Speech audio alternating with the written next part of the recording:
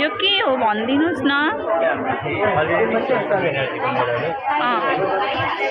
अनि यसमा चाहिँ के हुन्छ भने विभिन्न तरिकाले इलेक्ट्रिसिटी निकाल्ने हजुर मेथड हो। अब कसरी निक्लिन्छ? हाम्रो यो यहाँ हाम्रो हिमालय यो हाम्रो ग्लेसियरहरू। हजुर अब यो ग्लेसियर भनेको हाम्रो यो नेता आइसको ढक्का भन्दा पनि यहाँबाट चाहिँ हाम्रो पानी निस्किन्छ। अहिलेको लागि चाहिँ पाइप छ हाम्रो। यहाँबाट पानी निस्किँदाखेरि हाम्रो यो ड्याम बनाएको हजुर ड्याममा जान्छ। अब ड्यामबाट गएपछि हाम्रो ड्यामबाट यता आउँछ। यता आउँदाखेरि चाहिँ हाम्रो यो त्यो पानीबाट इलेक्ट्रिसिटी निकाल्नुलाई यो बनाएको छ। यो घुम्दाखेरि चाहिँ हाम्रो इलेक्ट्रिसिटी निक्लिन्छ। अब यो निक्लेको इलेक्ट्रिसिटी यो घरहरूमा जान्छ। अनि अर्को भनेको हाम्रो यो विन्डमिल हो। विन्डमिलमा चाहिँ के हुन्छ भन्दाखेरि यहाँ हावा आउँछ। हावा आउँदाखेरि चाहिँ यो घुम्दाखेरि इलेक्ट्रिसिटी निक्लिन्छ। तर अहिले चाहिँ हाम्रो त्यति धेरै हावा नआएको हामीले के गर्छौँ भन्दाखेरि सिधै इलेक्ट्रिसिटी मेथड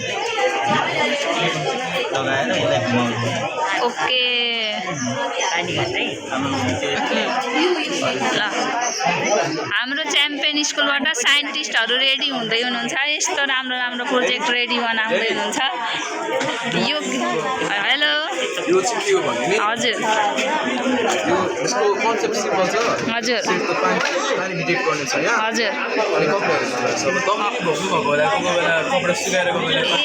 हजुर हजुर यो काम लाग्छ। यसले चाहिँ पानी डिटेक्ट गर्छ क्या। अब यो घरको खानातिर राख्दा हुन्छ। पानी पर्छ नि। पानी परेको बेला यो जोडो भने लुगा भिज्दैन।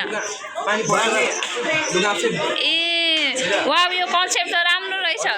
जब पानी पर्नु लुगा चाहिँ बाहिर हाम्रो च्याम्पियन स्कुलको साइन्टिस्टहरू हुनुहुन्छ। Thank you. यो आद्या नेपाल युट्युब च्यानलमा हाल्छु, हेर्नु होला।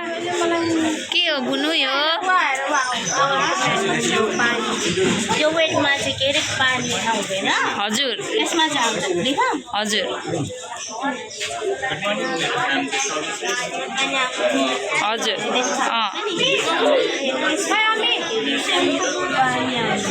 हजुर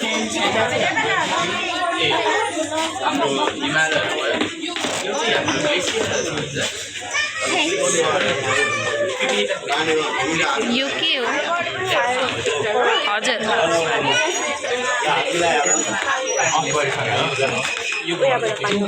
हजुर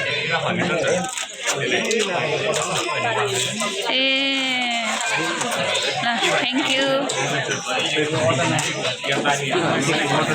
डिस्पेन्सर ओके हजुर ओके। हेर्नुहोस् यहाँ हाम्रो च्याम्पियन सेकेन्डरी स्कुल धरान 15मा यति सानो सानो नानीहरूले कस्तो राम्रो राम्रो प्रोजेक्ट गर्दै हुनुहुन्छ, गर्नुभएको छ। उहाँहरू सबै भोलि पर्सि इन्जिनियरको लाइनमा हुनुहुन्छ। हेर्नु इन्जिनियर साइन्टिस्ट उत्पादन भइराखेको छन्। त्यही भएर चाँडोभन्दा चाँडो सबैजना स्टुडेन्टहरूलाई यो स्कुलमा भर्ना आउनु हुन अनुरोध गर्दछु। ल थ्याङ्क यू।